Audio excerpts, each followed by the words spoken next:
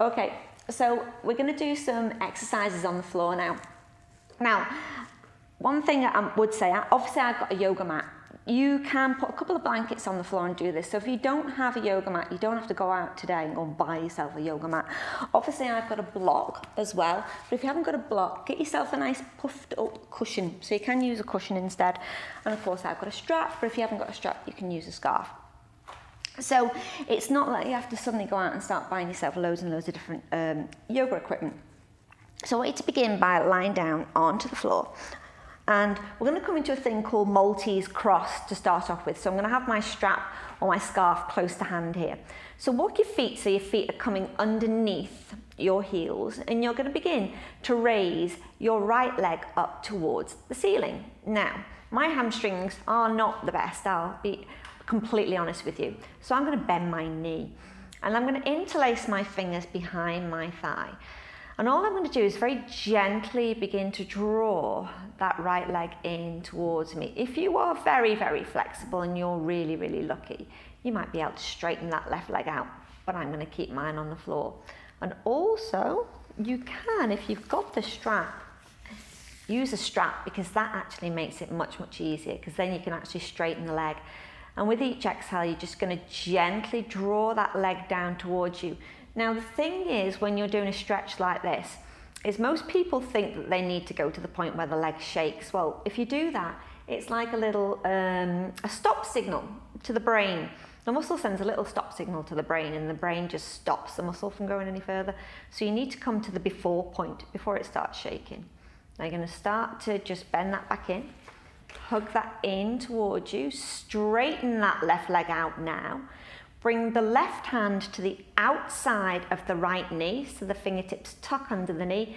Extend your right arm out, so the palm faces up, and just a gentle twist as you pull that right knee over towards the left-hand side. Take that really easy.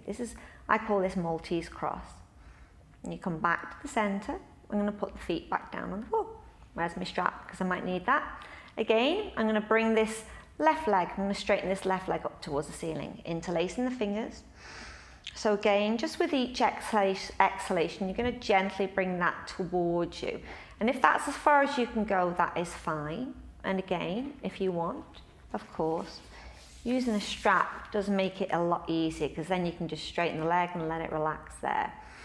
With each exhalation, again, gently draw it in. Just be really gentle with yourself, no shaking. And then again, bend the knee, hug that knee in towards you, straighten out that right leg, right hand to the left, fingertips tuck under, extend the left arm, and then gently roll that left knee over towards the right hand side. And then ease yourself again back to the center. Now I want you to bring both knees in this time, interlace the hands, and just a bit of a squeeze in the belly. If you can, take a deep breath in. And exhale, bring the tip of the nose up towards the knee. And then slowly you're going to release yourself back down again.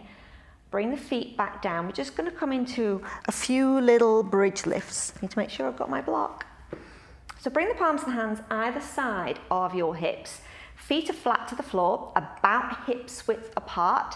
Knees are pointing up towards the ceiling. Relax the shoulders. And I want you to pull your navel in towards your spine so you feel the lower back starting to press. Squeeze the muscles of your bum, start to push the feet into the floor, and just going to gently lift the hips. You don't have to go too high here at all. And slowly curl the spine back down. Imagine that it's like Velcro, and you're trying to get the Velcro undone. So as you breathe in, you're going to lift the hips. Just go as far as is comfortable for you. And exhale, release the hips back down. So just do that 2 more times. So breathe in to lift. Remember, you're not going to go too high. Exhale to release it back down. And then breathe in to lift. And then exhale to release. You can add a little bit of a backward bend to this if you wish. So as you lift the hips, you can place the block, and it must go to the sacrum. It's not going to go to the lower back. It's going to go to the point where you feel that it's supporting you really well. So again, the hands can stay here. I prefer to keep my knees bent, but you can, if you wish, straighten out both legs, but only if that feels okay. And you wouldn't hold that too long. And if you want to take it a little bit further, you can extend the arms up and over the head, so you've got a little bit of a backward bend going there. Really, when we're on the floor and we're working like this, we need to keep our head neutral unless we're coming into a twist. And then slowly we're going to release that back down. We're going to be really careful getting that block out. And then soften the back down. Now from here, the best thing to do is just to bring the knees in. Again, you can hug the knees in, but if you wish, make circles with the knees. You can go in both directions, and that's just going to massage your back into the floor. So really gentle with that. And then when you're ready, you're going to bring the feet back down, and you're going to very carefully roll yourself onto your side, and then begin to bring yourself back up again. And I'm going to give my legs a little bit of a shake.